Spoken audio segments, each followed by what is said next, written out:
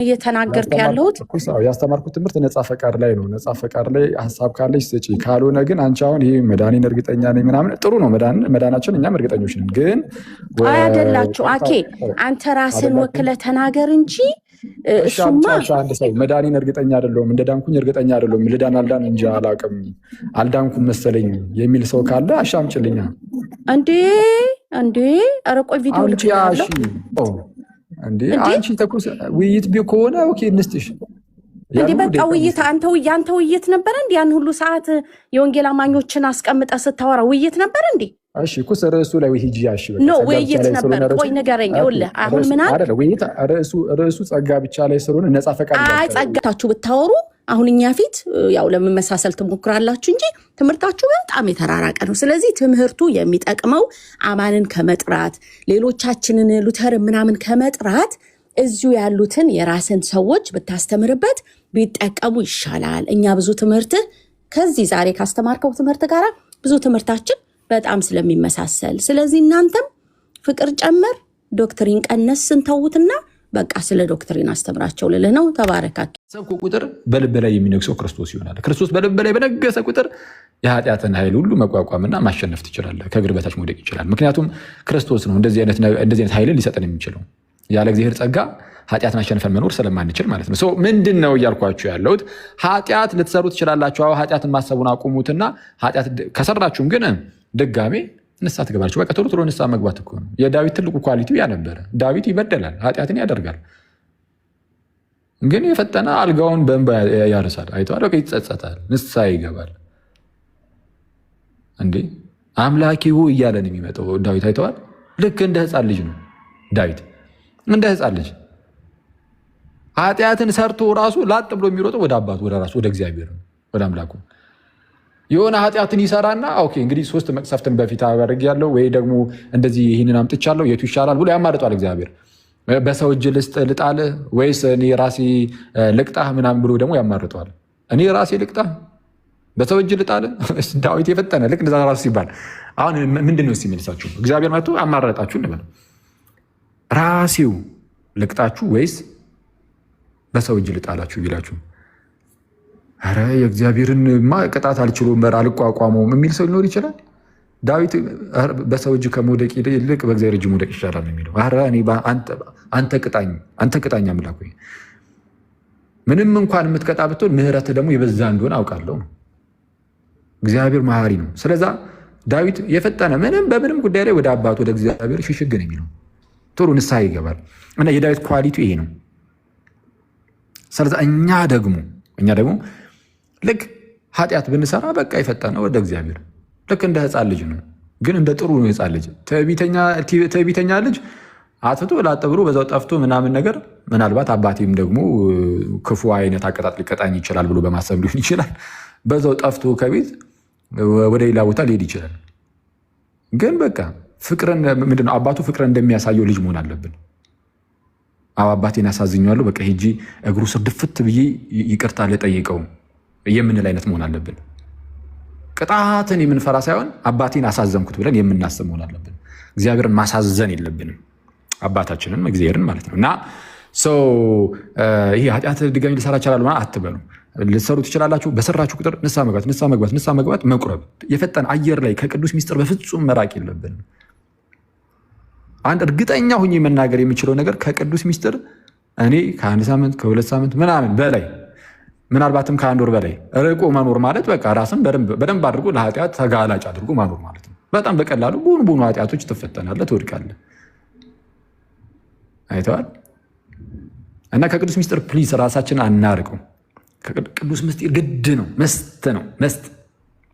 ልክ ስልክህን ደጋግመህ ቻርጅ እንደምታደርገው ስለዚህም ስልክ ሁልጊዜም ንቁ ሆኖ እንደሚሰራው የእኛም ነፍሳችን ንቁ ሆና የምትሰራው እኛ ራሳችን ከእግዚአብሔር ጋር ያለን ህብረት ንቁ በሆነ መልኩ የሚሰራው ቶሎ ቻርጅ እስከተደረግን ድረስ ብቻ ነው።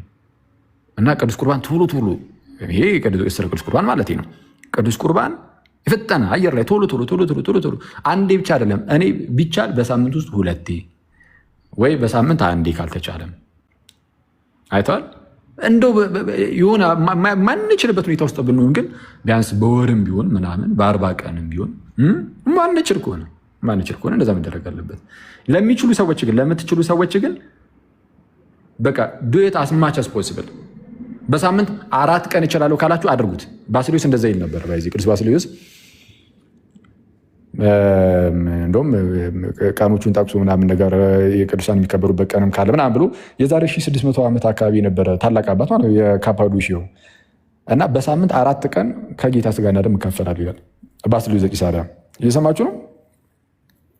በሳምንት 4 ቀን ከቅዱስ ምስጢር እካፈላለሁ ከጌታ ስጋና ደም እካፈላለሁ ይላል እና በተቻላችሁ አቅም ከዛም በላይም ከቻላችሁ እሰየው፣ በየቀኑም ከቻላችሁ እሰየው። ያው የሚደረገውን ነገር የምታሟሉ ከሆነ እና ቶሎ እንትን ማለቱ ጥሩ ነው። ካልሆነ ግን ጋይስ እንዳልኳችሁ ነው። ሌላ ጊዜ እስቲ ቆይ እንደው እስቲ ቀስ ብዬ ወይ ብዙ ነገሮች ሲሰካኩልኝ ንስሐ ገባለሁ ለጊዜው እንኳን አልችልም ብላችሁ አሁን ብትርቁ ማለት ነው ከእግዚአብሔር ማለት እንደዛ ካላችሁ ከእግዚአብሔር ትርቃላችሁ። ከእግዚአብሔር ርቃችሁ በምትኖሩበት በዚህ ሁኔታ ውስጥ ብትሞቱ አስቡት። ስትሞቱ በእግዚአብሔር እቅፍ ሆናችሁ አትሞቱም። በዛው ከእግዚአብሔር በራቃችሁበት ሁኔታ ነው ልትሞቱ የምትችሉት። አሁን እንደዚህ ስል ግን እግዚአብሔር በምህረቱ በቸርነቱ ሊያድናችሁ አይችልም ሊያድነን አይችልም እያልኩኝ አይደለም። በዛ ሁኔታ ውስጥ ሆነን እግዚአብሔር በጣም መሐሪ ስለሆነ ሊያድነን ይችላል። ግን ጋረንቲ ግን አይኖረንም። አይተዋል። ከእግዚአብሔር ርቀን ያንቀላፋው መጥቶ ሰይጣን ነፍስን ሊቀበልልህ ይችላል። ኦልሬዲ ከእግዚአብሔር ርቀ ስለሆነ ያለው። ስለዛ እኔ ከእግዚአብሔር ራቅ ብሎ ፈዞ ከሚቀመጥ ሰው በጣም ወደ እግዚአብሔር ቀርቦ ወደ አባቱ ቀርቦ ቶሎ ኃጢአትን እየሰራ ራሱ ግን ቶሎ ንስሐ እየገባ የሚኖር ሰው በጣም ብፁዕ ነው። በጣም የተመሰገነ ነው። አትሊስት በአባቱ እቅፍ ነው ያለው። ከአባቱ እቅፍ ወዴትም አልሄድም። ስለዛ ማንንም አይሰማም። አይተዋል። በቃ ከአባትህ ጋር ነህ፣ ከእግዚአብሔር ጋር ነህ። ደረትህን ነፍተህ የምትኖሩ በመንፈሳዊ ደረት የምትነፈው እንጂ አሁን እንደዚህ መኩራራት በውስጤ ማድረግ አይደለም። ስለዛ አዎ ትኩራራለህ እኮ በነገራችን ላይ መኩራራትም አለ። ግን መኩራራት ሁሉ በእግዚአብሔር ላይ ነው። ትምክህትህን እግዚአብሔርን ታደርጋለህ። ትምክህቴ እግዚአብሔር ነው ትላለህ። ትምክህቴ እግዚአብሔር ነው ትላለህ። እና እንደዛ ነው። እናንተ ሰዎች ቴዎሎጂውን ትተህ ነው ኖርማል መመካከር ጀመርን ስለ መንፈሳዊ ሕይወት። ቴዎሎጂው ግን እንዳይረሳ። ቴዎሎጂው ምንድን ነው? መረሳት የሌለበትን ነገር ቴዎሎጂው እግዚአብሔር ሰውን ያድናል። አዳኛችን መድኃኒታችን እርሱ እግዚአብሔር ብቻ ነው። ግን የሚያድነው የእኛም ምንድን ነው መፍቀድ አለብን። እንዲሁ ዝም ብሎ ሳንፈቅድ ብቻ እንደዚሁ እንትን የምንል አይደለንም ነው። እና እሱን የሚያሳይ ደግሞ እንዳልኳችሁ በጣም በርካታ የመጽሐፍ ቅዱስ ክፍሎች አሉን። እሱን ይዘን እንጸናለን። አንዳንድ ሰዎች ሴሚ ፔላጂያን ናችሁ ይሉናል። ሴሚ ፔላጂያን ምንድን ነው? ሴሚ ፔላጂያን ከየት አመጣው ሴሚ ፔላጂያን የሚባል ነገር ስትሉት አይ የሆኑ ካልቪኒስቶች ሲሉ ሰምቼ ነው ይሏችኋል። ካልቪኒስቶች ናቸው ለመጀመሪያ ጊዜ ሴሚ ፔላጂያን ብለው እንደዚህ ሌብል ማድረግ የጀመሩት፣ ስም መለጠፍ የጀመሩት ማለት ሴሚ ፔላጂያን የሚባል ነገር ከፊል ፔላጊዮሳውያን ብለው እንዲህ አይነት ነገር መለጠፍ የጀመሩት ለመጀመሪያ ጊዜ ካልቪኒስቶች ናቸው። ካልቪኒስቶች ማለት እንዳልኳችሁ እግዚአብሔር አንድ ጊዜ የሚድኑትንም የሚጠፉትንም ወስኗል። ከዛ ውጭ መሆን አይችልም። የምትድነው ከዳንክም በቃ አንድ ጊዜ እግዚአብሔር ስለወሰነብህ ነው። ነፃ ፈቃድ የለም። የምትጠፋውም እግዚአብሔር ኦልሬዲ ስለወሰነብህ ነው ብሎ የሚያስተምሩ ፕሮቴስታንት ክፍሎች ማለት ነው። እነሱ አዎ የሚያድነውማ እግዚአብሔር ነው፣ ትክክል ነው። ያለ እግዚአብሔር ጸጋ መዳን አንችልም፣ ግን ሰውን መፍቀድ አለበት የሚሉ ሰዎችን ሲሰሙ እነዚህ ከፊል ፔላጊዮሳውያን ይላሉ። ፔላጊዮስ የሚባል መናፍቅ ስለነበረ እንግዲህ በምንፍቅና የሚጠራ ስም ማለት ነው ስላለ እሱ ደግሞ ፔላጊዮስ ደግሞ ሲል የነበረው ምንድነው ተብሎ ነው የሚታወቀው? በቃ ነፃ ፈቃድ ስላለን የእግዚአብሔር ጸጋ ባይመጣ ራሱ ያለ እግዚአብሔር ጸጋ እንደዚሁ ማመን መዳን እንችላለን ብሎ ያስተምራል ተብሎ ስለሚነገር እናንተ ደግሞ ምንም እንኳን የእግዚአብሔርን ጸጋ ብታካትቱም ይሉናል፣ ግን ነፃ ፈቃድም አለ ስለምትሉ እናንተ ራሳችሁ እንደውም ከፊል ፔላጊዮሳውያን ናችሁ ይላሉ። ማን አሁን እንደዚህ የማለት ማን መብቱን ሰጣችሁ? ከትናንት ወዲያ መጥተህ አይባልም እኮ የጥንቱን የክርስትናን ትምህርት ነው የምታየው። ሄደ ከኦገስትን በፊት የነበረውን ትምህርት ያለ ኦገስትንን ራሱን ያጠመቀውን አባት አምብሮስ የሚላሉን አምብሮስ ትምህርቱ ምንድን የሚለውን ታያለ። እሱ ብቻ አይደለም፣ ራሱ ኦገስትን ራሱ ቀደም ባሉ ጊዜያት ላይ ሲያስተምር የነበረውን ትምህርት ታያለ። አንቲማኒኪያን ስራዎቹ ላይ ማለት ነው። አንቲማኒኪያን ስራዎቹ ላይ ምን አይነት ትምህርት እንደነበረው ታያለ። ከዛ በኋላ የሆነች ሰዓት ላይ በህይወቱ ዘመን ውስጥ የሆነች ሰዓት ላይ ኦገስትን ብቅ ያደረገው ትምህርት እንደሆነ ስታቅ፣ ከዛ በታሪካዊ ክርስትና ውስጥ እንደሌለ ስታቅ አርፈ ወደ ታሪካዊ ክርስትና መመለስ አለብህ። ወደ መጽሐፍ ቅዱስ ትምህርት መመለስ አለብህ። ወደ ጌታ ትምህርት መመለስ አለብህ እንጂ አንተ ሴሚ ፔላጂያን አላልክ ምን አግብቶ እንደፈለክ ብለህ ልጠራን ትችላለህ። ሴሚ ፔላጂያን በለን መናፍቃን በለን አሕዛብ በለን ምን በለን ያው ያናል ብዙም ግድ ስለማይሰጥን ማለት ነው። እናንተ የምትሉት ነገር ብዙ ምንም ከቁም ነገርም ስለማንቆጥረው እንደፈለጋችሁ ብትሉን፣ እኛ ግን እናንተ ሴሚ ፔላጂያን በምትሉት መናፍቅ በምትሉት መንገድ የጌታን ትምህርት ይዘን እንጸናለን። ራሱ ከጌታ ጋር ሆነን ያንን ትምህርት ራሱ የምንናገር ጌታ ራሱ ያስተማረውን ትምህርት እንቀበላለን። ስለዚህ የጌታን ትምህርት ሴሚ ፔላጊያን ብትለው ምንም ችግር የለውም። ብቻ እኛ እንጥፋበት እንጂ እና እንደዛ ነው። እናንተ ሰዎች በርቱልን። ኦኬ ቴንኪው፣ እግዚአብሔር ይስጥልን። ቴንኪው፣ እናመሰግናለን። ቀሲስ አሉ፣ እግዚአብሔር ይስጥልን።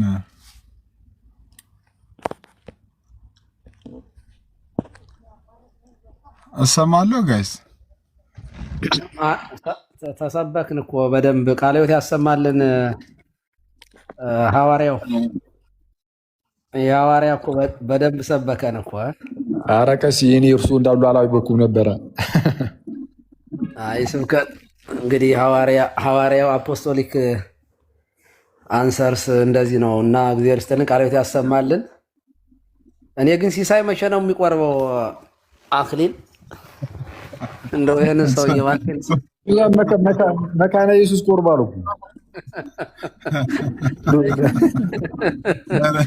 ኧረ እኔ ይበዛብኛል። መካነ ኢየሱስም ምንም እየወሰድኩ ይበዛብኛል። ከሲስ የሲሳይ ነገር እኮ በቃ በየቀኑ ሲሳይ አይነት እንውላለን። አለበት ያሰማል። የእውነት በጣም ድንቅ ትምህርት ነው። በጣም የሚገርም ነው እና በጣም ቆንጆ ትምህርት።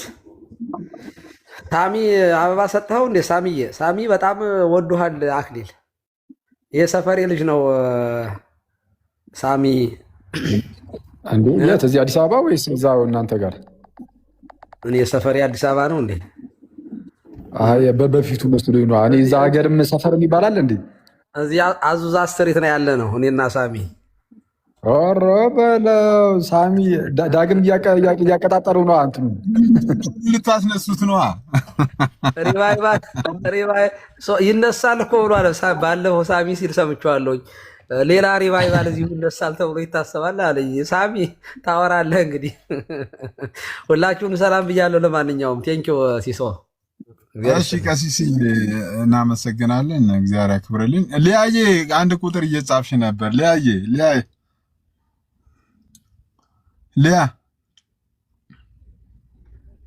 ሊያ አለሽ ወይ? ሲሶ ሰላም፣ ስራ ነኝ አሁን። ቅድም ሰዓት ስለነበረኝ ነበራ ኬስ ያወራ በጣም ብዙ ጥያቄ ነበረኝ፣ ግን እነናውት እየሆንኩኝ ብዙ ነገር ሰምቻለሁ። አሁን አኬ ያለውን በጣም ብዙ ነገር ሰምቻለሁ። እንደ ወንጌል አማኝ በጣም ብዙ የተናገረው ነገር እኔ ቤተክርስቲያን የምትሰብከውን ነገር ነው የሰበከኝ። እንደውም እኔ ደፍሬ እናገራለሁ በተናገረው ነገር እርግጠኛ ሆኜ ማለት ነው። የዘላለም ሕይወት እንዳለኝ በጣም እርግጠኛ ነኝ። ለኃጢአቴ ንስሐ አንደኛ ዮሐንስ 2:1 ላይ በቃ ኃጢአትን አታድርጉ፣ ብታደርጉ ግን ከአብ ዘንድ ጠበቃላችሁ። ይሄ የተናገረው በሙሉ እንግዲህ መጽሐፍ ቅዱስ የሚያስተምረው ቤተክርስቲያኔም ደግሞ የምታስተምረው ትምህርት ነው።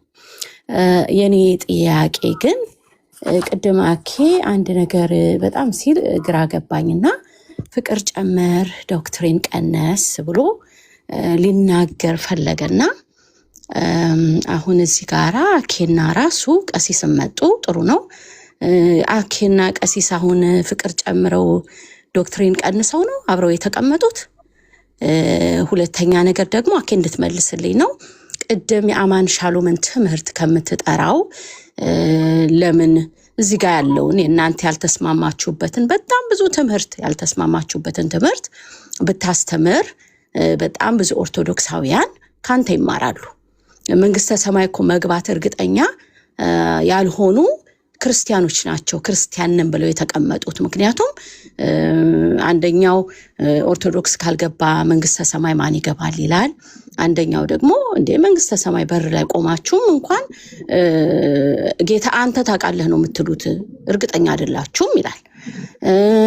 እንደገና ደግሞ አሁን ቅድም ታስተምር ነበረ ስለ እምነት ንስሐ ስለመግባት ንስሐ በመግባት በእምነት መዳን እንደሆነ ትናገራለህ። እዚህ ጋር ደግሞ ቀሲስ ኖ ሲኦል ያሉት ሁሉ ድነዋል፣ ከዛ ወጥተው በቃ ቀጥታ ገብተዋል ብለው ያስተምራሉ። እና በጣም ብዙ ትምህርቶች ላይ የተለያየ ነገር እያለ የአማን ሻሎምን የካልቪንን ትምህርት ከምታነሳ ይልቅ 1200 ሰው ሲቀመጥ የእናንተን ትምህርት የተለያያችሁበትን ትምህርት ብታስተምር በጣም ብዙ ሰው ያተርፍበታል ብዬ አስባለሁ። በእውነት እኔ በእግዚአብሔር ፊት ነው የምነግርህ። ከተናገርከው ነገር ካመለጠኝ አላቅም፣ ስራ ነኝ ነግሬሃለሁ፣ ወጣ ገባ ብያለሁ። ከሰማሁ በጣም ብዙ ትምህርት ግን ቤተክርስቲያን የምታስተምረኝን ትምህርት ነው ያስተማርከኝ። እንደውም አንተን በጣም በብዙ የምጠይቀህ ማለት ነው። አንተ እንደዚህ ስትል አሁን የኦርቶዶክስ እኮ ቤተክርስቲያን አማኞች ክርስቲያን ነን የሚሉት ሰዎች በሕፃንነታቸው ተጠምቀውም አይድኑም፣ የቅዱስ ቁርባን ወስደውም አይድኑም፣ እንደገና ደግሞ ገዳማትን ዞረውም አይድኑም፣ ጾመውም አይድኑም፣ ታቦት በጣም ብዙ ነገር አድርገውም እኮ እርግጠኞች አይደሉም። እኔ እኮ ክርስቶስ ኢየሱስን አምኜ በመቀበል በቃ እርግጠኛ ሆኛለሁ። በቃ መንግስተ ሰማይ እንደምገባ የዘላለም ህይወት እንዳለ በጣም እርግጠኛ ሆኜ የተቀመጥኩ ሰው ነኝ። እና እንደዚህ አይነት ትምህርቶች ቆይ አሁን አንተ ስታወራ ቆይ ኖ አኬ አንተ ስታወራ በእውነት ያን ሁሉ ሰዓት በጣም ጊዜ የነበረኝ ጊዜ ሁሉ ዝምን ያልኩት አይደለም። ዝምን ያልኩት አይደለም ያወራሁት። ልወድቅ ሁሉ ነበረ፣ እንደዛ ሰውዬ ልወድቅ ሁሉ ነበረ። ግን ቆይ ልታገስ ብዬ ነው የተቀመጥኩት። ስለዚህ አዳምጠኝ በጌታ። የተወያየን አይደለም። አይ አችን ነገር በዛው እሺ ተናገርሻት ላይ አንተ እኮ ያስተማርከው ትምህርት ላይ ሀሳብ እየሰጠሽ ነው። ጥሩ ነው፣ ግን ውይይት አይደለም እያደረግሽ ያለሽው። ውይይት እያደረግሽ ውይይት እኮ አላልኩም እኔ እኮ። ስለዛ አንዴ ቆይ ኩስ አሁን በጣም እያስረዘምሽም ስለሆነ በዛው ግን አንድ ነገር አስተሽ በጌታ ፍርድ ወንበር ፊት ትገለጫለሽ። አንተ 2 ሰዓት ሙሉ አውርተህ እኔ ገና አፌን ስከፍት እንዴ አንቺ ተኩስ ውይይት ቢሆን ኦኬ እንስጥሽ እንዴ በቃ ውይይት አንተ ውይይት ነበር እንዴ? ያን ሁሉ ሰዓት የወንጌል አማኞችን አስቀምጠ ስታወራ ውይይት ነበር እንዴ? እሺ ኩስ ርዕሱ ላይ ሂጂ ያሺ በቃ ኖ ውይይት ነበር። ቆይ ንገረኝ። ይኸውልህ አሁን ምን አይደል ውይይት ርዕሱ ጸጋ ብቻ ላይ ስለሆነ ነፃ ፈቃድ ይላል። አይ ጸጋ ብቻ አይደለም ርዕሱማ የነበረው ስለ እርቅ ነበረ እኮ አኪ ስለ እርቅ ነበረና አንድ ወንድማችን ገብቶ ሐሳቡን ቀየረው አይደለም? አዎ ዮናታን ያንቺ ፕሮቴስታንት ወንድም ገብቶ ወደ ነፃ ፈቃድ አሳደገው። ከዛ በኋላ ርዕሱ ይኸው እንደምታዩ ነፃ ፈቃድ ሆነ። አሁን ነፃ ፈቃድ ላይ ሐሳብ ካለሽ ስጪሽ። አይ ነፃ ፈቃድ ርዕስ እኔ ቶፒክ አይታየኝም። በእርግጥ ከላይ ተጽፏለሽ። እሱ ካልሆነ ደግሞ ቤሊያ በጌታ ፍርድ ወንበር ፊት ትገለጫለሽ አትገለጭም? ስለ ነፃ ፈቃድ ብትጠይቀኝ ነፃ ቆይ ለስና ትጠይቀኝና አታወራኝም። በጌታ ፍርድ ወንበር ፊት ትገለጫለሽ አትገለጭም? አኬ ቆይ አንድ ጊዜ እሺ ላውራኒ በጌታ አንተ አወራህ አይደለም? ያን ሁሉ ሰዓት ጌታ ምስክሬ ነው። ዝም ብዬ እኮ አዳምጥ። ርዕስ ላይ ከሆነ እዛው ርዕስ ላይ ከሆነ ቆይ ልስን ይኸውልህ የሚጠቅመኝን ስወስድ አትሰማኝ? አዎ ይቅርታ። አሁን አንቺ ዝም ስትይ ደግሞ ሌላ ሰው መጥቶ ደግሞ ሌላ ርዕስ ያወራል። ከዛን ሄቨን ትመጣ ደግሞ እኔ እኮ ከርዕሱ አልወጣሁም። ካስተማርከው ትምህርቱ ያስተማርከውን ትምህርት እኮ ነው እየተናገርኩ ያለሁት። ያስተማርኩት ትምህርት ነፃ ፈቃድ ላይ ነው። ነፃ ፈቃድ ላይ ሀሳብ ካለሽ ስጪ። ካልሆነ ግን አንቺ አሁን ይሄ መዳኔን እርግጠኛ ነኝ ምናምን ጥሩ ነው። መዳናችን እኛም እርግጠኞች ነን። ግን አይደላችሁ አኬ አንተ ራስን ወክለህ ተናገር እንጂ እሱማ አንድ ሰው መዳኔን እርግጠኛ አይደለሁም እንደዳንኩኝ እርግጠኛ አይደለሁም ልዳን አልዳን እንጂ አላውቅም አልዳንኩም መሰለኝ የሚል ሰው ካለ አሻምጭልኛ። እንዴ ኧረ ቆይ ቪዲዮ ልክላለሁ። በቃ ይኸውልህ ማነው ስሙ? አንዴ ቆይ ሊያ ስሙን ጻፉልኝ ጋይስ። ሊያ እንትን እናድርግ። ሚኒሊክ ለምሳሌ እኔ ግን ሲስ ግን ይሄ ትክክል ነው ግን ቆይ ይሄ ትክክል ነው በጌታ ምንድነው ትክክል? እንዴ ርዕሱ ላይ ከሆነ አውሪ እንዴ አንተ ባወራኸው ነገር ጥያቄ መጠየቅ አልችልም እንዴ? ያን ሁሉ ሰዓት አውርተህ ጠይቂኝ። እሺ ነፃ ፈቃድ ላይ አንዴ ሲስ ቆይ እኔ ስለ ነፃ ፈቃድ ነፃ ፈቃድ እንዳለኝ ነው የማውቀው። በቃ ነፃ ፈቃድ እንዳለኝ አውቃለሁ። እሱ ትምህርት ላይ እኔ ጥያቄ የለኝም። ስለዛ ጥያቄ ከሌለሽ እሱ ላይ ስለሆነ ያነሳ ነው። ሉትራኖችንና ካልቪኒስቶችን ሄደሽ ተቃወሚ። አንዴ ለኔ ውይ ሊያየ በቃ ይኸውልህ፣ ፍቀጅልኝ። በጣም ደግሞ የሚያስጠላው ነገር ምን መሰለህ? በቃ ራሱ እኔ ከታች እንደዚህ አይነት ስድቦች ማየት በጣም ነው የሚያመኝ። በእውነት በጣም ነው የሚያመኝ። በቃ በጣም ነው የሚያመኝ። አንዴ ለመጀመሪያ ጊዜ ከብዙ ጊዜ በኋላ ቤቱ እንደዚህ ሆነ። ይኸውልሽ ለመጀመሪያ ጊዜ ማለት ነው ኦልሞስት ከሳምንት ከ15 ቀን በኋላ ይሄ ቤት ተስተካክሎ ነበር።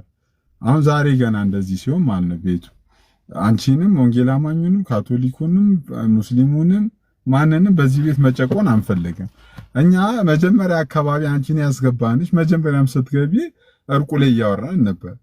እሱ ቶፒክ አለቀና ዮናታን ምን አነሳ? ስለ ነጻ ፈቃድ አነሳና ትናንትና ወንድማችን አኬና ወንድማችን ኢዮስያስ ተወያይቶ ነበር። የውይይቱን ሪቪው ሰጠ። ከሰጠ በኋላ ከዛ በኋላ ስለ ነጻ ፈቃድና አንዳንድ ነገር አኬ ከነጻ ፈቃድ ጋር ተያይዞ ነገሮችን አወራ።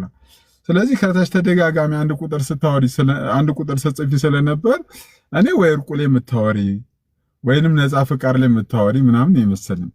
አሁን በዚህ ርዕስ ጉዳይ ላይ ለምሳሌ በተነሳው ነጻ ፈቃድ ጉዳይ ላይ ኦርቶዶክሲያን የሚያምኑት የነጻ ፈቃድ ትምህርት መጽሐፍ ቅዱሳዊ ካልሆነ ወይንም በነጻ ፈቃድ እርስ በርስ ለምሳሌ በነጻ ፈቃድ ጉዳይ ላይ ቀሲስ ሲያስተምሩ ነጻ ፈቃድ አለ ይላሉ፣ አንተ ደግሞ የለም ትላለህ። በሁለታችሁ መካከል የትምህርት በነጻ ፈቃድ ጉዳይ ላይ የትምህርት ልዩነት አለ ብለሽ የምታነሺ ከሆነ ይሄው ዌልካም። እኔ ደቂቃ እንስጥሽ፣ በደንብ እንስማች። በአንተና በቀሲስ መካከል በክርስቶፎር መካከል ወይንም በቤተክርስቲያኑ በተለያዩ መካከል የነጻ ፈቃድ የትምህርት ልዩነት አለ። ይሄ የነጻ ፈቃድ ደግሞ ከዘላለም ሕይወት ጋር የተያዘ ስለሆነ የዘላለም ሕይወት ያሳጣችኋል፣ የክርስቶስን ትምህርት አይደለም የምትከተሉት ብለሽ የምታነሺ ከሆነ ይሄው ዌልካም በርሱ ጉዳይ ማለት ነው። መጀመሪያ ነው ያስገባሽ እርቁ ላይ ስናወራ ነበር። አሁን ግን እሱ ተቀይሮ ነጻ ፈቃድ ላይ መተናል። አይ ነጻ ፈቃድ ላይ ጥያቄ ካለሽ ኢትስ ኦኬ፣ ወይንም አንተ ከነጻ ፈቃድ የተናገርኩ ያስተማርከው ነገር ትክክል አይደለም የምትይ ከሆነ በዛ እድል ልስጥሽ ቀጥይ እንጂ አሁን ቤታችን እዚህ ቤት አሁን ኦልሞስት ጭቅጭቅ ምናምን ነገር ትተን ወንጌል አማኙም ካቶሊኩም ሁሉም ሰው ተከባብሮ የሚያወራበት ቤት ነው። ግን ሲያወራ በምንድን ነው? በተነሳ ርዕስና ርዕስ ጉዳይ ኦርቶዶክሲያን የሚከተሉት የሚያምኑት የነጻ ፈቃድ ትምህርት ትክክል ካልሆነ ዩካን ቻሌንጅ ዝኝ በቃ ትክክል አይደለም፣ ይሄ የነጻ ፈቃድ ትምህርታችሁ የዘላለም ሕይወት አያሰጥም እንትን ይላል ብላችሁ የምታምኑ ከሆነ እንትን ይላችኋል የምትይ ከሆነ ይኸው እድል እንስጥሽ። ያው ሊያየ ቀጥይ እንዴ ሲስ ነገርኩ እኮ እኔ አሁን አኬ ሲያስተምር ከሰማሁት ትምህርት ከሰማሁት ውስጥ ነው ምልህ ወጣ ገባ ብያለሁ። የማልቀበለውን ነገር ተናግሮ ይሆናል አላቅም። በተናገረው በብዙ ትምህርት እስማማለሁ። ቤተ ክርስቲያኔ ያንን ስለምታስተምረኝ ብዬ እኮ ተናገርኩ እኮ። ይህንን እኮ ተናገርኩ። ከተነሳ ውጭ ከርዕስ ውጭ አንቀበልማ። ነገ ደግሞ ሌላ ርዕስ ይመጣ። ርዕስ ማለት እንደ እኔ ከርዕሱ መች ወጣሁኝ? ቆይ ሲስ አሁን ቆይ ስማ፣ እሺ በምን ርዕስ ላይ መቀጠል ትፈልጊያለሽ? ቆይ አንዴ በቃ ልታስወሩኝ አልፈለጋችሁም። አይደለም ተባረኩ፣ ጸጋ ይብዛላችሁ። አትውረጂ። እኔ ደግሞ አልገባም ራሱ ትቻለሁ። በእውነት አትውረጂ። እኔ አኬን መጠየቅ ስለፈለኩ ነበር የገባሁት። አንዴ ቆይ ሲሲ ከይቅርታ ጋር ኖ ተባረኩ። በቃ አትውረጂ። ዊሲስ አንዴ አትውረጂ ሊያ። እሺ አንቺ አሁን ማውራት የምትፈልጊ ከሆነ በሊያ በዚህ ርዕሰ ጉዳይ ላይ አሁን ካወራሁት በዚህ ርዕስ ላይ ማውራት ፈልጋለሁ በይና፣ እሺ ትንሽ ደቂቃ ተሰጥቶሽ ሻወሪው በቃ ማለት ዝም ብለን ለአንቺ እድሉን እንስጥሽ፣ ከዛ እንመለሳለን ወደ ርዕሳችን። ከዛ በኋላ እኛም ትንሽ ነገር ግን እንልበታለን። በዚህ ርዕስ ላይ ብለሽ ጀመረሽ አውሪ ወይም ደግሞ ጠይቂ፣ ሳታስረዝሚ ማለት ነው። ያልኩት አልሰማኝም ይሆናል እንጂ አኬ እኔ ያልኩት ያስተማርከው ትምህርት አብዛኞቻችንን የወንጌል አማኞች የምንቀበለው ትምህርት ነው። ይህንን ትምህርት አሁን ደግሞ አውሪ ትለኝና ደግሞ አታውሪ ትለኛለህ። አይደለም እሱን ታዩና በይ ይኸውልሽ፣ አሁን እንቀበሏለሁ ካልሽ ጥሩ ነው። ስለዛ ከካልቪኒስቶችና ከሉተራን ወንድሞችሽ ጋር እሱ ላይ ሄደሽ መወያየት ያለብሽን ትወያያለሽ። አሁን ከኛ ጋር ደግሞ የተቃረነ ነገር ካለሽ እሱን እንደ ጥያቄ አንሺ፣ ወይም ደግሞ ሀሳብ ሰጥበታለሁ ካልሽም ለአጭር ደቂቃ ሀሳብ ስጭበት። ቀጥታ ወደዛ ግቢና ወደ ገደለው፣ ከዛ በኋላ እናወራ። ቀጥታ ሀሳብ በቃ ሀሳቤን ልስጥ። እግዚአብሔር ይባርክህ። ልክ እንዳልኩት አሁንም ደግማለሁ፣ ብዙ ነገር ወስጃለሁ። የራሴ ትምህርት ስለሆነ ቤተክርስቲያን የምታስተምረኝ አዲስ ትምህርት አላስተማርከኝም። በጣም ደስ ብሎኛል፣ ተቀብየዋለሁ። ይሄ ግን አሁን ዛሬ የሰማችሁ ትምህርት በጣም የሚጠቅማችሁ ለኦርቶዶክሳውያን አማኞች ነው። ምክንያቱም እናንተ ጋር ነው ይሄ ትምህርት የሌለው። በአብዛኞቻችሁ ይሄ ትምህርት የላችሁም፣ በቃ አታውቁትም ይሄንን ትምህርት። ስለዚህ ይሄ ትምህርት የሚጠቅመው ለማን ነው ብትለኝ፣ እኔ ለኦርቶዶክስ አማኞች ነው። መንግስተ ሰማይ መግባታቸውን እርግጠኛ ላልሆኑ፣ አምነው ለማይድኑ፣ እዚች ጋር እንኳን ያስቀመጥከው ሰው ሁለታችሁ ብታወሩ አሁን እኛ ፊት ያው ለመመሳሰል ትሞክራላችሁ እንጂ ትምህርታችሁ በጣም የተራራቀ ነው። ስለዚህ ትምህርቱ የሚጠቅመው አማንን ከመጥራት ሌሎቻችንን ሉተር ምናምን ከመጥራት እዚሁ ያሉትን የራስን ሰዎች ብታስተምርበት ቢጠቀሙ ይሻላል። እኛ ብዙ ትምህርት ከዚህ ዛሬ ካስተማርከው ትምህርት ጋር ብዙ ትምህርታችን በጣም ስለሚመሳሰል፣ ስለዚህ እናንተም ፍቅር ጨመር ዶክትሪን ቀነስ ስንተውትና በቃ ስለ ዶክትሪን አስተምራቸው ልልህ ነው። ተባረካኪ። እሺ ልቀጥል። እንግዲህ አሁን ባነሳሹ ላይ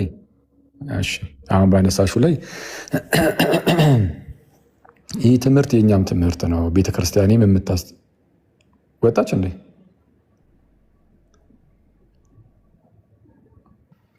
እኔን ያስወረድኳት ለምን? በዚህ ሆና እኮ መስማት ትችል ነበረ። ኦልሬዲ ስለጨረሰች ብዬ ነው እንጂ እዚህ ሆና ብትሰማ ጥሩ ነበር። እሺ ኤኒዌይስ በአጭሩ እኔ አጠር ያለ ነገር ላስቀምጥና ይህ ትምህርት የእኛ ትምህርት ነው፣ አሁን ያስተማርከው ትምህርት ብላናለች። እሰየው፣ ደስ ይለናል። እኛ እኮ አይከፋንም። የክርስትናን ትምህርት ስናስተምር ይህንን ነገር እንቀበለዋለን ብትሉ ሁላችሁም ፕሮቴስታንቶች ተሰብስባችሁ ይህማ የእኛም ነው ብትሉን አይከፋንም። የእኛን ትምህርት ለምን ተቀበሉ እንላለን። ደስታችን አይደለ እንዴ?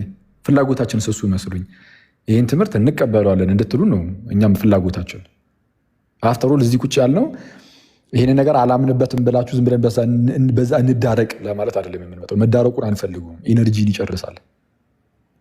እንደ አጋጣሚ ሆኖ ደግሞ እኔ 30 ገባው አልችሎም፣ ይሄ ኤነርጂውም የለኝ እና ምንድነው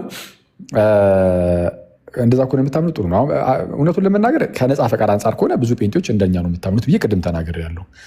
ግን በሚያሳዝን ሁኔታ አሁን አብዛኛው ሰው ሉትራኑም ካልቪኒስቱ ምናምን በቃ ምንም እንደውም ጨራሽ አጋንንታዊ እያለ ነው። አሁን የተናገርኩትን ትምህርት አሁን ይህች እህታችን እኔ እቀበለዋለሁ ያለችውን ትምህርት ሉተራኖቹ አጋንንታዊ ብሎ ሲጠሩት ደግሞ አይተናል ትናንት ለምሳሌ። ስለዚህ አጋንንታዊ ትምህርት ይዘሽ ነው ቁጭ ያልሽው በሌላ የፕሮቴስታንት ወንድምሽ እምነት መሰረት ማለት ነው። እሱን ነው እያጠራን ያለ ነው።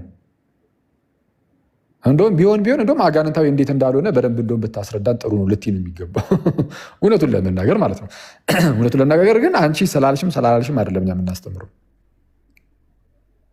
አንቺ ስላላልሽም አይደለም። በቃ የኛ ትምህርታችን ስለሆነ ነው፣ አለቀ። በትምህርታችን ድርድር የለም። ወደዚህ ወደዛ አንልም። ማስተማር ያለብን እናስተምራለን። ሲቀጥል አሁን የተናገርኳችሁን ያስተማርኩትን ትምህርት ሁሉ አትቀበይም። ለምሳሌ ከቅዱስ ምስጢር ቶሎ መካፈል አለብን፣ ለህይወታችን ልክ እንደ ቻርጅ ነው፣ ከጌታ ጋር የምንኖርበት ነው እያልኩኝ ስለ ቅዱስ ቁርባን አስተምሬያለሁ። አትቀበይም። ለምሳሌ እሱን አንቺ ቅዱስ ቁርባን ለአንቺ የሆነ ምልክት ብቻ ነው፣ እንዲሁ ዝም ብሎ ማስታወሻ ምናምን ብቻ ነው፣ ሳይን ብቻ ነው። ግን እንደዛ አይደለም። ቅዱስ ምስጢር ላይ እንለያያለን። መዳናችሁን እርግጠኛ አልሆናችሁም። ስላልሆናችሁ ለእናንተ ለራሳቸው ለክርስቲያኖች ነው ይህ ትምህርት የሚያስፈልገው ብለሻል። እንግዲህ የምክክሩን ፓርቲ ይመስለኛል። እሱ ከክርስቲያን ወንድመቶች ጋር ነው ያደረኩት። እኔም እኮ ለእነርሱ እኮ ነው እንደዚህ ማድረግ አለብን፣ እንደዚህ ብናደርግ ጥሩ ነው ምናምን ብዬ አወራሁት። በእርግጥ ለእነርሱ ነው፣ ግን ስለማያውቁት አይደለም። ልክ ጴጥሮስ እንደሚለው ሁሌ ማሳሰብ መልካም ስለሆነ ነው እንጂ ሁሉም ያውቃል ይሄንን። ግን ጴጥሮስ እንዳልኩሽ በዚህ በማደሪያ ሳለሁ ላሳሰባችሁ እንደሚገባኝ ይሰማኛል ብሎ እንደተናገረው ማሳሰቡ በቃ ጥሩ ስለሆነ ነው እንጂ እስቲ አሁን ማን ነው ከእኛ ውስጥ ድነሃል ወይ ተብሎ ሲጠየቅ አቡኒ እንጃ መዳን አለመዳን የሚል እንዴ? በጌታ በኢየሱስም አማኝ ያውም የተጠመቀ ድኗል እንጂ መዳኑን እንዴት እርግጠኛ አይሆንም? ድነናል። ስለ ፍጻሜው እየተጠየቅን ከሆነ እሱ ላይ እንመጣበታለን። አሁን ላይ ግን ድነናል ብለን የተቀመጥን ሰዎች ነን። ድነናል፣ ድህነታችን እንፈጽማለን፣ እንድናለን። ድነናል፣ ድህነታችን እንፈጽማለን፣ እንድናለን። እንዲህ ነው የምንለው። ስለዚህ የድነናልን ፓርት ማንም ሰው ይህንን የሚክድ የለም። እዚህ ጋር ያሉትን እያንዳንዱን ኦርቶዶክስ ብጠይቅልሽ ከታች ያሉትን ብጠይቅ በቃ እንደዛ ነው አለቀ። ሁሉ ድኛለሁ ግን ደግሞ አሁንም በጌታ እርዳታ ደግሞ ድህነቴን ይፈጽማሉ ይላል። አይሽ ክርስቲያን እንደዚህ ነው። ድህነቴን ደግሞ በጌታ እርዳታ በእግዚአብሔር ጸጋ እፈጽማለሁ።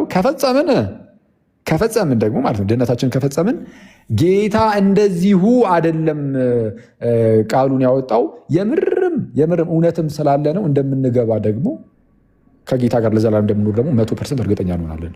ምን ካደረግን? ድህነታችን ምንፈጽም ከሆነ። እሺ አንድ ሰው ከዳነ በኋላ ድህነቱን ካልፈጸምስ? ከድህነቱ ሊጠፋ ይችላል? ከድህነቱ ሊጎድል ይችላል? አዎ እንዴ! ይህን እኮ መጽሐፍ ቅዱስ እኮ ነው የሚናገረው። እያንዳንዳችሁ በጌታ ፍርድ ወንበር ፊት ትቆሙ ዘንድ አላችሁ እኮ ነው የሚለው። እያንዳንዳችሁ በጌታ ፍርድ ወንበር ፊት ትቆሙ ዘንድ አላችሁ። አይተዋል። ስለዚህ ጳውሎስ ምን አለ በሌላ ስፍራም ገላትያ ምዕራፍ 6 ላይ ቁጥር 7 በተለይ አትሳቱ፣ እግዚአብሔር አይዘበትበትም። አትሳቱ፣ እግዚአብሔር አይዘበትበትም። ሰው በምድር የዘራውን ያንኑ ደግሞ እንዲሁ በሰማይ ያጭዳል ይላል። ሰው የዘራውን ያንኑ ያጭዳል። ምንድን ነው የሚዘራው? ምንድን ነው የሚያጭደው የሚለውን ሲያብራራ ምን ይላል? በገዛ ስጋው የሚዘራ ይላል። በገዛ ስጋው የሚዘራ ማለት የስጋን ፈቃድ እየፈጸመ የሚኖር ማለት ነው። ገላትያ ምዕራፍ 5 እንደዛ ነው ሀሳቡ። ከዛ ምዕራፍ 6 ላይ ምን ይላል? በገዛ ስጋው የሚዘራ የስጋን ፈቃድ እየፈጸመ የሚኖር ኃጢአትን፣ የስጋ ስራም የተገለጠ ነው ብሎ የዘረዘራቸው ኃጢአቶች አሉ። እነሱን እየሰራ የሚኖር ካለ ማለት ነው በገዛ ስጋው የሚዘራ ከስጋ ምንን ያጭዳል? መበስበስን ያጭዳል። ይህ እኮ ለክርስቲያኖች ነው የተጻፈው። አንድ ክርስቲያን ድኛለሁ ብሎ ከዛ በኋላ ግን የስጋን ምኞት እየፈጸመ የሚኖር ቢሆን መበስበስን ያጭድ ዘንድ አለው። አትሳቱ፣ እግዚአብሔር አይዘበትበትም። ሰው የሚዘራውን ያንኑ ደግሞ ያጭዳል። በገዛ ስጋው የሚዘራ ከስጋ መበስበስን ያጭዳል ይልና በመንፈስ የሚዘራ ግን ይላል እንደ መንፈስ ፈቃድ የሚመላለስ ማለት ነው። እንደ መንፈስ ፈቃድ የሚመላለስ ከመንፈስ ምንን? የዘላለም ሕይወትን ያጭዳል። የዘላለም ሕይወት ይታጨዳል ብሎ መጽሐፍ ቅዱስ ይናገራል። በጣም እኮ የሚያስገርመው የዘላለም ሕይወት እንዳለን እናውቃለን፣ ግን ደግሞ ፍጻሜ ይፈልጋል። ያኔ የዘላለም ሕይወት ታጨደ ተብሎ ይነገራል። ግን በመንፈስ እስከዘራን ድረስ ነው። ከኛ የሚጠበቅ ነገር አለ። በመንፈስ መዝራት አለብን። በመንፈስ መዝራት መልካም ስራን መስራት ነው። ለዛ ነው ቀጣዩ ጥቅስ ምን የሚለው ጳውሎስ እዛው ጋር እኮ አብራራው። ምን ብሎ? ባንዝልም በጊዜው እናጭዳለንና መልካም ስራን ለመስራት አንትጋ ይላል። አንታክት ይላል። ሶሪ እንትጋ ነው፣ ግን አንታክት። መልካም ስራን ለመስራት አንታክት ሚኒንግ እንትጋ። በጊዜው እናጭዳለንና ምንን ለመስራት? መልካም ስራ።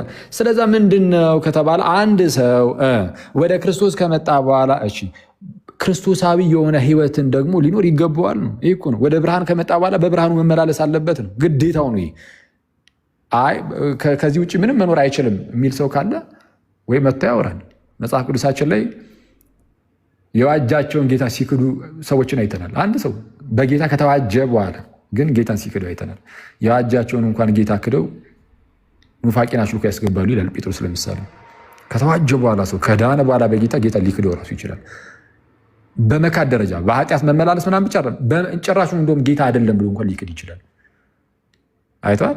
የዳነ ሰው አንድ የዳነ ሰው በኃጢአት አይኖርም ይላል። አንዳንድ ሰው በኃጢአት ድብና አድርጎ ሊኖር ይችላል። ነፃ ፈቃድ እኮ አለው። በኃጢአት መኖር ብቻ አይደለም፣ ከዛ ከፍቶ ጭራሹን ኢየሱስ ጌታ አይደለም ብሎ ሊክድ ራሱ ይችላል። አንዴ ከዳነ በኋላ አንዴ የዳነ ሰው ድህነቱን አያጣም የሚል ትምህርት አለ በካልቪኒስቶቹ ዘንድ።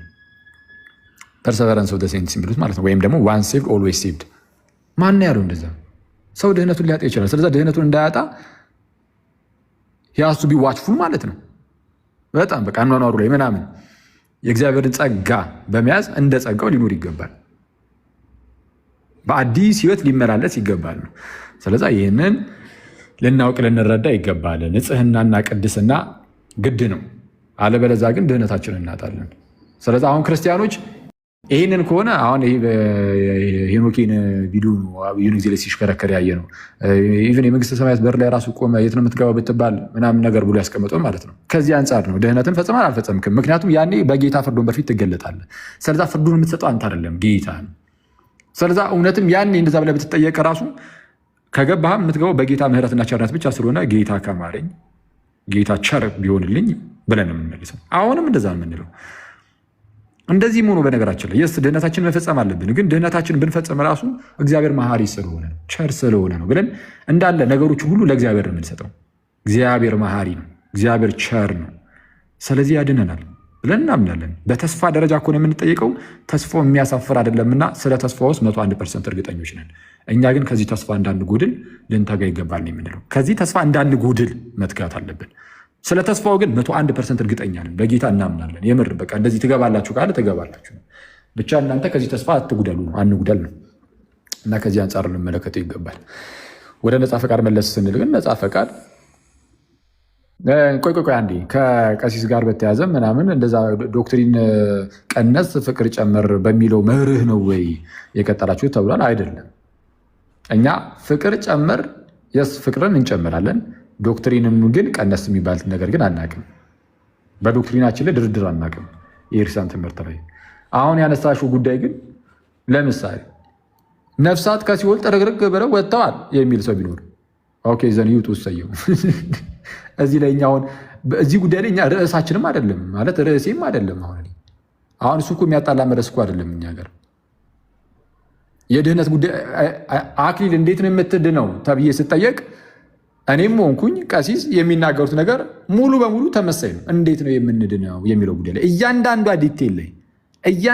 ዲቴል ላይ ነው ያልኩት። ይሄ በቃል ብቻ ዝም ብሎ እንዲሁ በእምነት ብቻ ምናምን በጸጋ ብቻ ተብሎ ከረሸፈንፈን ተብሎ ከዛ ወደ ውስጥ ሲገባ ግን ያው ነፃ ፈቃድ ግን የለንም ምናምን እንደሚባለው እንደዛም አይደለም። ጠቅላላ በዲቴል ገብተን ብናየው ተመሳይ ነው እንዴት መዳን እንዳለብን። ከዛ በኋላ ግን ከሲኦል ማን ወጣ ማን አልወጣ ያን እሱ አጨቃጫቂ ማለት ነው። አይተሽዋል። ከዛ ውጭ ግን እንደው በጣም ወሳኝ የሆኑ ትምህርቶች ካሉ እንዴ ቀሲስ እኮ የኛ አባታችን ናቸው። ከእነሱ ጋር ምን እናደርጋለን? እናወራለን። እንዲ ዋትሳፕ ላይ እንደዋወራለን። ይሄ ነገር እንዴት ነው ምናምን በቃ አለቀ። እንመለከተዋለን ማለት ነው። ይታያል ሁሉም ነገር። ስለዚህ እኛ እናወራለን ሁሌ። ከዛ በኋላ አውርተን ግን መዳረሻ አለን። ምን ከተባለ የቤተ ክርስቲያን ትምህርት። አየሽ ልዩነቱ ይሄ እኮ ነው። እኔ ለምሳሌ ከቀሲስ ጋር አውርቼ ምናምን ወደ ቤተክርስቲያን ትምህርት እንደርሳለን። እናንተ ግን ስታወሩ አሁን ትልቁ ችግር ምንድን ነው? ሉትራኑና አንድ ጴንጤ ቢያወራ ለምሳሌ ሉትራኑ መዳረሻው ሉተር ላይ ነው፣ ጴንጤው መዳረሻው ሌላ ላይ ነው። ስለዛ ወደ አንድ ቦታ ልትደርሱ አትችሉም። አይ ወደ መጽሐፍ ቅዱሱ እንድረስ ካላችሁ ግን አንዳችሁ ወደ አንዳችሁ ግዴታ መጠቅለል አለባችሁ። ወይም ደግሞ በቤተ እምነት ደረጃ ማለት ነው። ወይ ያኛው ሰው ሉትራን መሆኑን እርግፍ አድርጎ ይተዋል። ወደ መጽሐፍ ቅዱስ እንሂድ ከተባለ ሉትራን መሆኑን እርግፍ አድርጎ የሚተው ይህ ትምህርት ነፃ ፈቃድ ስለሌለ የነፃ ፈቃድ ትምህርታቸው መጽሐፍ ቅዱሳዊ ስላልሆነ ወይ እነሱ ወደ ጴንጤ ይመጣሉ ማለት ነው። እንግዲህ አሁን የተነሳው የነፃ ፈቃድ ጉዳይ ከሆነ እኛ ግን እዚህ ኦርቶዶክስ እንደሆነ እኔም ቀሲስም ኦርቶዶክስ እንደሆነን ብለህ ነው በቃ ትምህርቱን የኦርቶዶክስን ትምህርት ወደ ማየት እንሄዳለን። የክርስቲያን ትምህርት ምን እንደሚመስል እናያለን። አለቀ። ግን ሁለታችንም ግን በቃ ኦርቶዶክስ ነን። አንቺ ግን ሉትራን አይደለሽም፣ ያኛው ሉትራኑ ጴንጤ አይደለም።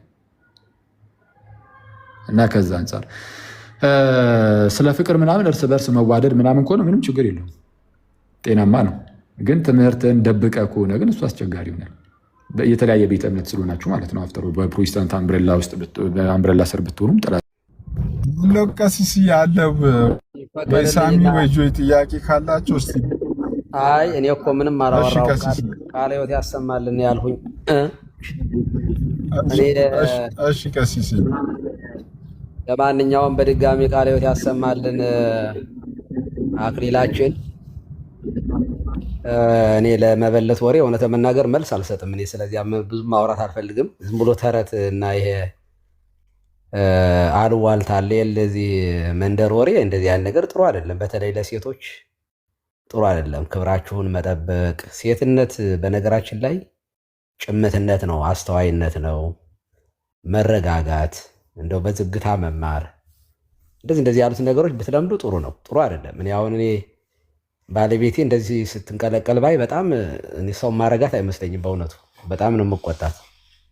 እና አንዳንዶቻችሁ ፕሊስ እንደው ሪካርድም ስለሚደረግ ጥሩ አይደለም። እንደዚህ እንደው ቧልት ላይ ምናምን አትሰለፉ። መጽሐፍ ቅዱስ እያለ የቃሉ ሙላት ይኑርባችሁ እንጂ ተረት እንዴት ይወራል? ይሄ ሁሉ ሰው ተቀምጦ እና ጥሩ አይደለም። ለማንኛውም ብዙ ጊዜ ያነሱታል ሲሳይን ስለ እኔና ቀሲስና አክሊል ምናምን ይላሉና በእኛ ቤተክርስቲያን በመምህራን መካከል ብቻ ሳይሆን መጻሕፍቶቻችን ላይ ራሱ ስፔኩሌሽን አለ። ያዕቆብ ዘሮሃ እንደዚህ ብለዋል፣ ዮሐንስ አፈወርቅ እንደዚህ ብለዋል፣ ይህንን ቃል እንደገሌ እንደዚህ ብሎ ተርጉሞታል የሚል በትርጓሜ በመጽሐፍ ደረጃ ራሱ አለን። እኛ በነገረ ድህነት ላይና መታ ብትጠይቀን ደስ ይለኝ ነበረ። እንደው እኔ ባትወርድና ሰው እንዴት ነው የሚድነው በአምስቱ አዕማደ ምስጢር ላይ መታ ዲቴል በጠየቅ ትችላለች። ባይዘ እና እነሱ ቤት አልተለመደም። በእኛ መካከል የጉባኤ ቤት እናንተ ስለማታውቁ ነው እንጂ ኃይለኛ ክርክር ነው ያለው። በሊቃውንቱ መካከል እንከራከራለን። ይሄ የእውቀት መጨረሻ ላይ ግን የንታን እንጠይቅልንና ቅድም አክሊል ብሎታል፣ የንታ ይጠየቁ እንላለን። ቅጸላ ላይ ከጨረስነው በኋላ የንታ ሲጠየቁ ይሄ እንደዚህ ነው ሲሉን የንታ ያሉንን ይዘን እንሄዳለን። ከመምራችን የዘለለ ደግሞ ከመምሩም ጋር ክርክር ካለ ቤተክርስቲያን ስላለች የቤተ ክርስቲያኗን ትምህርት ይዘን ነው። እኔና አክሊል የተከራከር ነው የእኛን እውቀት ላይ ነው ያወራ ነው፣ የግል እውቀታችን ላይ አክሊል የተረዳው መረዳት እኔ በኋላ እኮ በጣም የረሳችሁት ነገር በዚህ አጋጣሚ እንደው በነግራችሁ በጣም ብዙ ከሆነን እኮ ወደ 3000 ምናምን ሰው ተሰብስቦ እኮ ስንነጋገር እኮ የተላለፍንባቸውን ነገሮች እኮ ፈተናቸው። እንደዚያ ነው እንደዚያ ነው ተባለን እኮ ጨርሰናል። ባይዘው በየጊዜው እውቀት እየተጨመረልን ነው የምንሄደው። እያወቅን ያልተረዳነውን ነገር እየተረዳ ነው። ይህንን ቃል እንደዚህ ነበር የምንረዳው እያልን ነው የምንሄደው እንጂ አክሊል የሆነ ዲኖሚኔሽን የሆነ ዲኖሚኔሽን አይደለም ያልኩት። ፋይናሊ እኔ ስቀድስ አክሊል ሲቆርብ ነው የምታገኙት አንዲቷ ቤተክርስቲያን ውስጥ። እና የእውቀት መለያየት ግን ኦፍኮርስ ሊኖር ይችላል። እዚህ ውስጥ አሁን 1400 ኦርቶዶክስ ብቻ ቢሆን እንኳ እውቀታችን እኩል ሊሆን አይችልም። እዚያ እውቀት ላይ መከራከር እውቀታችንን ነው፣ የእኛን መረዳት ነው የምናወራው። የቤተክርስቲያኗ መረዳትና መጽሐፍ አንድ ነው። እንደዚህ ያለ በእኛ ቤተክርስቲያን ላይ ብትፈልጉ አታገኙም። እውነት ለመናገር ብትፈልጉ ማለት ነው። የቤተክርስቲያኗ ትምህርት የታወቀ ነው። ያንን ግን የመረዳታችን አቅም ግን የተለያየ ነው። ምንም ጥያቄ የለው። አንዱ የበለጠ ሊረዳ ይችላል። እኔ የማውቀውን እሱ ላያውቅ ይችላል። እሱ የማያውቀውን እኔ ላላውቅ ይችላለሁ። ሁሉም ሰው አንድ አይነት እውቀት ሊኖረው ስለማይችል በዚያ መንገዱ ሰዱት። ለማንኛውም ግን እኔ በእውነት ከእሷ በፊት ሳሚ ቢናገር ጥሩ ነበረ። እውቀቱ ላይ ማተኮር ሲገባ ነፃ ፈቃድ ምንድን ነው? ይሄ በነገራችን ላይ ስለ ነፃ ፈቃድ ሲወራ ቀላል ነገር አይደለም የምናወራው። በጣም በጣም በጣም የሚያስጨንቅ ትምህርት ነው ይሄ። ከካልቪኒስቶች ጋር የተያያዘው ትምህርት ሰው እግዚአብሔር እንደው ሕፃናትን በመልኩ በምሳሌው ፈጥሮ ለሲኦል እኔ ይሄ ትምህርት ይጨንቀኛል ነው የምላችሁ። በጣም ነው እንትን የሚለኝ። አስቀድሞ እግዚአብሔር ሕፃናትን በመልኩ በምሳሌው ፈጥሮ ከእናት ከአባታቸው ወገብ በራሱ ፈቃድ አምጥቶ ከዚያ ሲኦል ሲማቀቁ እውነት ለመናገር የድመትና የውሻ መፈጠር ይሻላል። እንደዚህ ካለ ሰው ተፈጥሮ ለዘላለም ሲሰቃይ ከሚኖር እኔ እንደ ውሻ እንደ እንስሳ ተፈጥሬ ትንሣኤ ሙታን ስለሌላቸው እነሱ ደማዊ ስለሆኑ በስብሰው ስለሚቀሩ እኔ እንስሳ ብሆን ይሻለኝ ነበረ። እኔ የካልቪኒስቶች አምላክ ከሚፈጥረኝ የእውነቴን ነው ለሲኦል ብሎ ከሚፈጥረኝ ውሻ ሆኜ በቀር ይሻለኛል። ምክንያቱም ውሻ በሲኦል አይሰቃይማ። በቃ በዚህ ምድር ላይ ይኖራል። ከዚያ በኋላ በስብሶ ይቀራል። ሰማይና ምድር ሲያልፉ አልፎ የሚያልፍ ነው። የሰው ልጅ ግን ያው ነው፣ ለዘላለም ነው የሚኖረው። ሀጥም ቢሆን ለዘላለም ነው የሚኖረው፣ በገሃነም ሲቀጣ ይኖራል። ጻድቅም ቢሆን ለዘላለም ከክርስቶስ ጋር ይኖራል። እንዴት አስቀድሞ እግዚአብሔር ለሲኦል ፈጥሮ በሰው ሕይወት ላይ እንዴት እንደዚህ የሚጫወት አምላክ እና ይህንን ከክርስትና ጋር አነጻጽራቸው ግን እንዲሁ በጣም በጣም እኔ ይዘገንነኛል። ሰይጣን እንኳ በእውነት ለመናገር ፍትሃዊ ነው። በክርስቶስ የማያምንን ሁሉ ይገዛል ሰይጣን በእኩልነት። ቅድም ስናገረው ነበር። እኔ ሰይጣን በክርስቶስ የማያምንን ሰው አልፈልግህም እዚያው ቀር ማለት አይችልም። በክርስቶስ ያላመንን ሁሉ ያሰቃያል። በክርስቶስ ያላመንን ሰይጣን በእኩልነት ኧረ እንዲያውም ሰይጣንና ሰይጣን ይተባበራል እርስ በርሱ። እንዴ ሰይጣን ቢያወጣው መንግስቱ እንዴት ትጸናለች አለ። በእፎ ትጸን መንግስቱ አለ ጌታ። ሰይጣን እንኳ ለግዛቱ ተስማምቶ ይገዛል። ሰይጣን እንኳ ለማሳት፣ ሰይጣን እንኳ ለክፋቱ ተስማምቶ ነው ሰይጣን እንኳ ይህን ዓለም የሚገዛው። ሰይጣን እርስ በርሱ ዱላ ቢገጥምና ሰይፍ ቢማዘዝ መንፈሳዊ ሰይፍ እኛ እናርፍ ነበረ። ሰይጣን እንኳ በእፎ ትጸን መንግስቱ። ሰይጣንና ሰይጣን እርስ በርሱ የሚጣላ ከሆነ መንግስቱ እንዴት ይጸናል ብሏል ጌታ።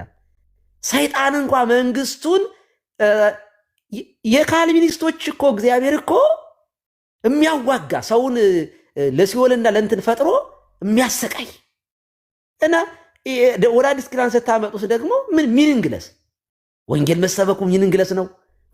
ከተመረጠ ክርስቶስ ከሞተለት ዞሮ ዞሮ በቃ የትም ስለማይደርስ ፕሪዘርቭ ስለሚደረግ ደወር የሚባል እኮ ነው።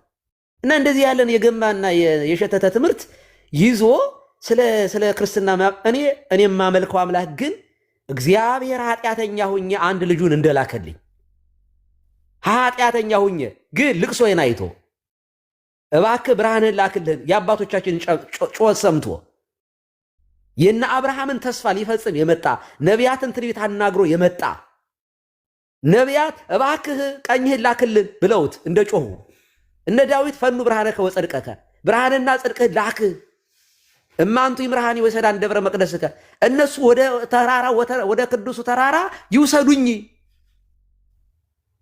እነ ዳዊት ይኸው ቡሩክ ዘይመጽእ በስመ እግዚአብሔር በእግዚአብሔር ስም እኔ እግዚአብሔር ነኝ ብሎ የሚመጣ የተባረከ ነው።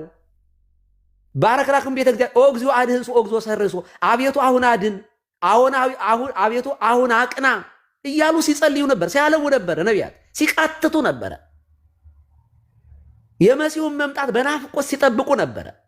የእነሱን ትንቢት ለመፈጸም ትንቢት አናግሮ ትንቢቱን የፈጸመ ሊያድነ እግዚአብሔር አንድያ ልጁን እንዲሁ ወዶን የላከልን ምሕረቱ የበዛ ቸርነቱ የበዛ ሰማይ ከምድር እንደሚርቅ ምስራቅ ከምዕራብ እንደሚርቅ እግዚአብሔር ከኛ መዓቱን አርቆ በምሕረቱ በልጁ ደም እንደተቤዠን እናምናለን። እና በሐዲስ ኪዳን ደግሞ ዘይፈቅድ ይትለወኒ የሚወደኝ ይከተለኝ የሚል ጌታ እናንተም ልትወዱት ትፈልጋላችሁ፣ ካልፈለጋችሁ ሂዱ የሚል ነፃ ፈቃድን የሰጠ የሚወደኝ ይከተለኝ ስለ እኔ ነፍሱን የሚያኖር ያገኛታል ያለን ጌታ ነው። እኔም ማምነው እሱን ነው እንጂ ቀድሮብኝ እኔ በሲኦል ውስጥ እንድኖር የፈጠረኝን አላቀውም። እንደዚህ ያለ አምላክ እኔ አላቅም። የእውነት ይጨንቀኛል ነው የምላችሁ፣ ይጨንቀኛል፣ ሳስበው ይጨንቀኛል። እና እንዲህ ያለ ትምህርት የገማ ትምህርትን ይዛችሁ በአዲስ ኪዳን ላይ ከነዚህ ጋር ተስማምቶ አንድ ነን ካላችሁ መብታችሁ ነው። እኔ አንድነታችሁ መብታችሁ ነው። በኢትዮጵያዊነት እኔ አንድ ነን። እኔና ሳሚ በኢትዮጵያዊነታችን ወንድማማችሁ ነን፣ ኢትዮጵያውያን ነን። መንገድ ላይ ብንተላለፍ ደናደርግ አንተላለፍም ብሎ የሆነ ችግር ወድቄ ቢያገኘኝ በየት ማፈላልጎ አምቡላንስ ምናምን ወደ ሀገሬ አስከሬን ይሸኘዋል። ወንድሜ ነው። በኢትዮጵያዊነታችን አንደራደርም። ሃይማኖት ግን ይለየናል። ባልና ሚስትንም ይለያል። እምነት ክርስቶስ ይለያል። እና እምነት ላይ እንነጋገራለን፣ በጨዋነት እናወራለን። ከዛ በተረፈ እኔ አንድነታችሁ ላይ አንድ በመሆናችሁ ድሮም እንድትጣሉ ፈቃዴ አይደለም። ለምን ትጣላላችሁ? ከሳሚ ጋር እየተዋደድኩኝ ከኤፍሬም ጋር እየተዋደድኩኝ ዋዘ ዲፍረንስ በዳዊትና በኤፍሬም ጴንጤው ኤፍሬም ኤፍሬም ባለ ጊዜና በሉተራን ዳዊት መካከል ለኔ ምን ልዩነት አለ? የስጋ ዝምድናችን የለን። በእምነት አንድ አይደለን። የትምህርት ጉዳይ ነው። እንደ ኤፋ የምወደው ሰው በጣም ነው የምወደው ኤፋን፣ እውነት ለመናገር እንደ እሱ ቤት አይደል ባለፈው እኔና ጋዲሳ የተሰደብ ነው። ደውሎ ተደዋውለናል። ከዛ በኋላ አልተቀየምኩትም። ሁሉ ምንም በቃ ኦኬ ምንም ማለት አይደለም። እውነት ለመናገር ጸብ የለንም። የጴንጤን ትምህርቱን ነው እንጂ የማልወደው ሰዎችን ለምን እጠላቸዋለሁ? እንድጠላ እንደዚህ ያለ ልብ እግዚአብሔር አልሰጠኝም። እና በእውቀት እናውራ። ሲሳይ ጴንጤን ምን ኤፍሬም ባለ ጊዜው ጋር ወሰደ። ሲሳይ ጴንጤ እንደሆነ ነው የማውቀው፣ ፕሮቴስታንት እንደሆነ ነው የማውቀው። በጣም ነው የምወደው። ሁሌ ነው የምናገረው። እንደው ቤቱ ስለሆንኩኝ አይደለም። እኔ አሁን ኢትዮጵያ ሲሄድ ኤርፖርት እንዲቀበለኝ እሱን ነው የምደውልለት። ሲሪየስሊ ነው የምነግራችሁ። እንዴ በጣም ነው የምወደው ሲሳይን። የእውነት መናገር እግዚአብሔር በሚያውቀው ከልቤ ነው የምነግራችሁ። የምወደው ግን እምነቱ የኔ እምነት ስላለው አይደለም። በቃ እሱ ቤት ስገባ በነገራችን ላይ ፈካ ብዬ ነው የምወጣው። በቃ ስቄ ምናምን ሲሳይ ቤት ባይዘ እንደዚህ ያለ ነገር ባናገር ራሱ ደስ ይለኝ። ረስቸው ነው ሲሳይ ቤት መሆኔን እንጂ እኔ እንዲስቅ ነበር የምፈልገው። በቃ አሳስቆን ምናምን በቃ እዚህ ሀገር ከባድ ነው እኮ ኑሮ ምኑም ስትረስ ምናምን ስላለው የሲሳይ ቤት ተውልን፣ በቃ ተውልን። የሲሳይን ቤት እንሳቅበት፣ እንጫወትበት፣ ሀዘናችንን ጭቅጭቃችንን እንርሳበት ነው ማለት የምፈልገው። ከተቀየማችሁ አም ሶሪ። በጣም ወዳችኋለሁ፣ በጣም አከብራችኋለሁ። ሁላችሁንም ከልብ አመሰግናለሁ። መልካም ጊዜ ይሆንላችሁ። ሲሳይ እንትን አክሊልና እኔ ግን ቆይ አንድ ቀን ላይ ብንገባለን ቀሲስ የቀደም እኮ ባለፈው እንደው ቀሲስ የመኪናው ነገር ይታሰበ ቀሲስ ልከውልን ምሳምራትን በላን እኮ አልኳቸው እኮ ኧረ ንገረልኝ አሁንም ጨምራለሁ። ሰሞኑን አስቤዛ እንደው ከሳቸው ነው ከቀሲስ ነው። ከዚህ በላይ ቆይ አክሊልና ቀሲስ ምን ይሁኑ? እኔ አንበሳ ማውረድ አለብኝ እንዴት ሲስ እኔ እኮ አንበሳ በላቸዋለሁ እየፈርቼ ነው እንዴ እኔ በልጆቼ ላይ ጋዲሳንም የሆነ ነገር ሸፍኑ አሉ አልኩ። ጥያቄ ጠይቃቸዋለሁ እንዳታስወርዳቸው። ጆይ እሺ ጆይ ለማን አይሲ እኔ ግን ይቅርታ እኔ መሽቶብኛል። ጆይ ፎሎ አድርጊኝና ቀላል ጥያቄ ነው። እዚሁ ጠይቃቸዋለሁ። እሺ ጠይቂና አደራ ተረት ምናምን እንዳትጠይቅኝ አደራ። እኔ ተረት አልችልም በእውነት ትምህርት ላይ ነፃ ፈቃድ ላይ። ባልቴት ምን ማለት ነው? እሺ አክሊልም ይመለሳል። ጠይቂ ጆይ ከቅድም ጀምሮ ነበር። ባልቴት ምን ማለት ነው?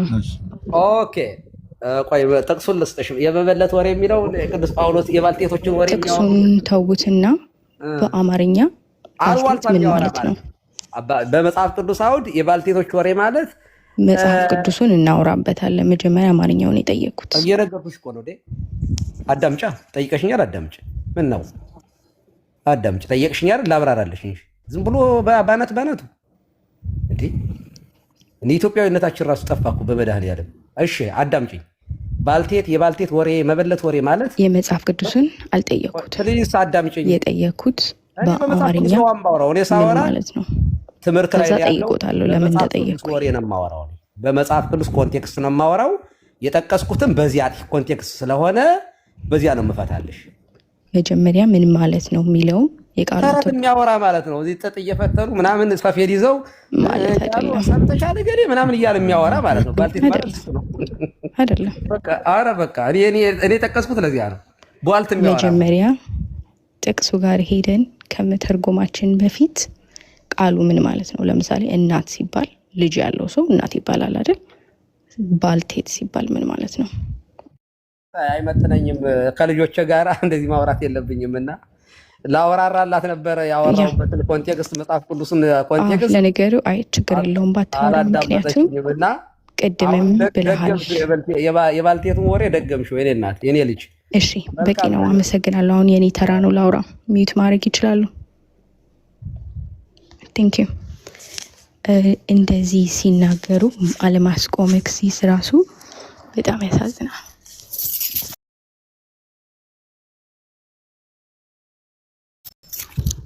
እሺ ጋይስ ምንድነው የተፈጠረው? በጌታ እኔ አንተ ተቆጥቶ አንዴ ላውራና እወርድላችኋለሁ።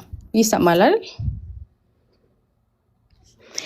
እሷ በስርዓት መታ ነው የጠየቀችው አይደለ? እና አሁን ሴት ልጅን አንቺ ባልቴት ሚስት ልጅ ጭምት ነው መሆን ያለባት፣ እዚህ መታ አትጠይቅም ምን ማለት ነው? በስርዓት ቁጭ ብለን ቃሉን ስንነጋገር ነው የቆየ ነው አይደለም? በጣም ደስ የሚል ቃል እያካፈለን ነበር። አኬ ስድቡን ምን አመጣው? ባልቴት ይባላል መጽሐፍ ቅዱስ ላይ ብለው ሊጠቅሱት የሞከሩት ጥቅስ ኮንቴክስቱ ምንድነው? ባሎቻቸው የሞተባቸው ሴቶች ተሰብስበው ይጫወታሉ፣ ያወራሉ። ስለዚህ እንደነሱ ከነሱ አይነት ወሬ ተጠበቅ ነው የሚለው መጽሐፍ ቅዱሱ። ስለዚህ አሁን እንደሱ ይላሉ ማለት ሴት ልጅን ባሏ የሞተባትን ሴት ባልቴት ብሎ መጥራት ስድብ ማድረግ ይሄ ብልግና አይደለም? I'm very disappointed። እየሰሙኝ ነው? ልጨርስ ቆይ ሲስ ብዙ ሰዓት ቁጭ ብለን እየሰማን ነበር አይደል? ይኸውልህ ሪስፔክት ያስፈልጋል እርስ በርስ ስንነጋገር። እስካሁን እየተከባበርን